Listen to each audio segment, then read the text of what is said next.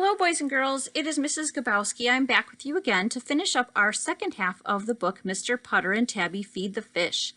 Now, yesterday, if you recall, we met a couple of characters in our story. We met, again, Mr. Putter and Tabby the cat and the 3 goldfish that Mr. Putter had bought at the store. And then we also talked about other things called story elements. We talked about things like the characters, the setting, and again, the setting is where the story takes place, and the problem and the solution.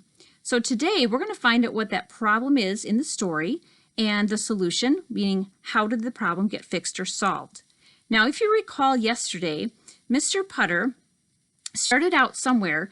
He started out at the fish store in the beginning of the story with Tabby. Now, that is the setting of the story. That's where the story takes place. Later on, as you recall, Mr. Putter went from the fish store back to his home. So the setting had changed. It went from originally him being at the fish store back to his home. And so what we're going to focus on today, again, is we're going to focus on the problem and the solution. Now, if you recall also in the story yesterday, there was a little bit of a fish problem or a problem with the cat, with Tabby the cat. The cat Tabby was always trying to stare at the fish. You can even see it right here in the pictures with her eyes real wide. She would try to go after the fish bowl and try to bat at the side of the bowl. And so Mr. Putter thought he would fix that little bit of a problem by putting something over the top of the fish bowl. Do you recall what that was? Yep, it was a pillowcase. He put that over the top of the fish bowl to kind of calm down Tabby a little bit, and so she wouldn't bother the fish so much. So that's where we ended our story. We're going to go ahead today and see if that continues to be the problem and if the problem gets solved somehow. So let's go ahead and begin reading again, Mr. Putter and Tabby Feed the Fish. We're going to skip to chapter 3. We read chapters 1 and 2 yesterday, and so let's go right to chapter 3 and find out if by putting that pillowcase on the top of the fish bowl helped. All right, chapter 3 is called Bat, Bat, Bat. The next morning when Mr. Putter woke up, Tabby wasn't there. "Tabby," he called. He listened. He thought he could hear something. It sounded very faint. It sounded very far away, but he thought he could hear it. It went, "Bat, bat, bat." "Oh dear," said Mr. Putter. He rose from bed and put on his slippers. He went downstairs to his fish bowl. The pillowcase was still over it, but the pillowcase had grown a tail. Oh my goodness, do you think fish bowls really can grow a tail? No, that is Tabby the cat underneath that pillowcase. Mr. Putter lifted off the pillowcase. There was Tabby. Her eyes were wide, her fur was pointy, her tail was terribly twitchy. "Tabby, dear," said Mr. Putter, "I think you have a fish problem." Mr. Putter got a bucket. He put it over the fish bowl. "Can we have breakfast now?" he asked Tabby. Tabby purred and followed him to breakfast. Boys and girls, do you think by putting that bucket over the top of the fish bowl instead of the pillowcase, do you think that's going to help Tabby stay away from the fish? Well, let's find out as we read on. They watched birds instead of fish while they ate. Tabby didn't have a bird problem. Mr. Putter was glad. He wasn't sure he could get all those birds under one bucket. Chapter 4, so relaxed.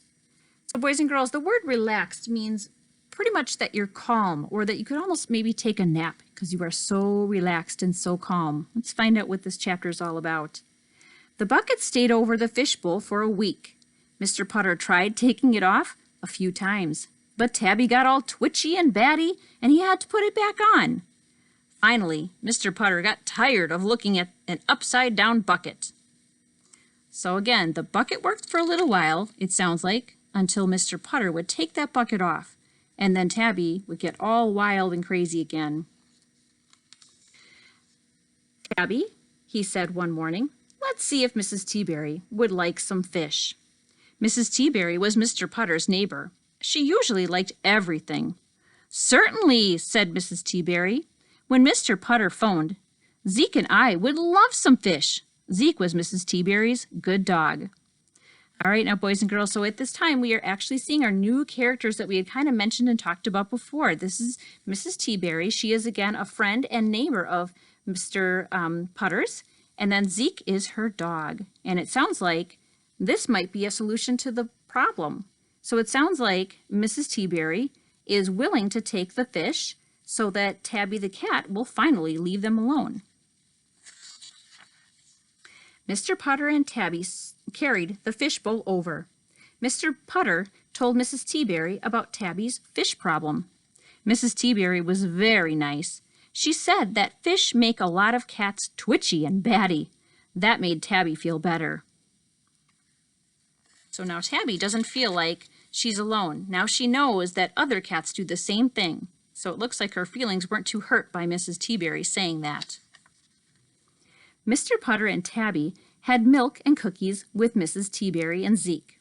I want to stop here, boys and girls, for one more second. I think, actually I know, that the setting changed once again. Now, do you know where they are? Take a minute to think about where they are. Where does the setting take place now? Yep, they're in Mrs. Teaberry's kitchen. It's at her house. Then they said goodbye to the fish and went home. Everything was great after that. It turned out that Zeke did not have a fish problem. Fish did not make him twitchy. Fish did not make him batty. Fish just made him very, very sleepy. Whenever Zeke needed to relax, he watched his fish. Zeke was so relaxed. Now I understand why this chapter is called So Relaxed. That watching the fish made Zeke feel relaxed and want to roll over and take a nap. Mr. Putter and Tabby were relaxed too. Of course, they had always been very good at relaxing, except with fish. They just curled themselves into Mr. Putter's warm chair and slept without a single twitch.